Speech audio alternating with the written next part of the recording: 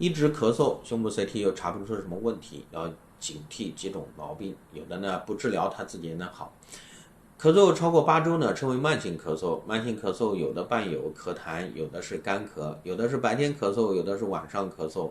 慢性咳嗽患者呢非常的痛苦啊，有的会咳到胸痛啊，甚至肋骨骨折；有的咳嗽呢会咳到昏过去啊，有的咳嗽呢咳到小便失禁。最让患者崩溃的是呢，检查胸部 CT 啥毛病也没有，有的只有一些条索引或者是肺部结节这种小问题。那到底什么问题导致的这样的咳嗽呢？有几种问题大家值得关注啊。第一是降血压药，这种情况呢其实不常见，有一种叫 ACEI 类的降血压药，名字里边呢常常有普利2个字，比如说卡托普利、伊那普利。有些人吃了这类药呢，就会出现顽固性的咳嗽，停药才能止住啊，这也是不用花钱就能治好的咳嗽。第二呢是咳嗽变异性哮喘，这是一种止咳不喘的哮喘，以晚间干咳为主。如果不确诊的话，吃什么止咳药都没有用，必须要做检查，明确诊断之后，按照哮喘治疗才能好转。第三呢是慢性咽炎，这是常见病，也是一种常常被忽视的疾病啊。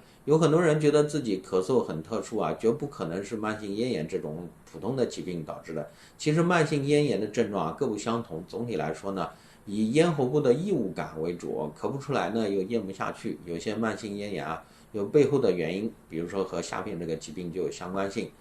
啊。第四呢是胃食管反流，这个疾病呢是胃肠道的疾病，却会引起肺病。它主要的是胃里边的酸液啊，通过食管反流上来，腐蚀咽喉部甚至气管导致的，会引起腐蚀性的咽喉炎和气管炎，甚至导致肺纤维化。第五呢是上气道综合征，这是鼻炎、鼻窦炎的分泌物从咽后壁啊流下去，刺激咽喉部或者是气管导致的。这些分泌物当中呢，含有一些炎症刺激的成分啊，流到哪里哪里就有炎症，会导致一直咳嗽。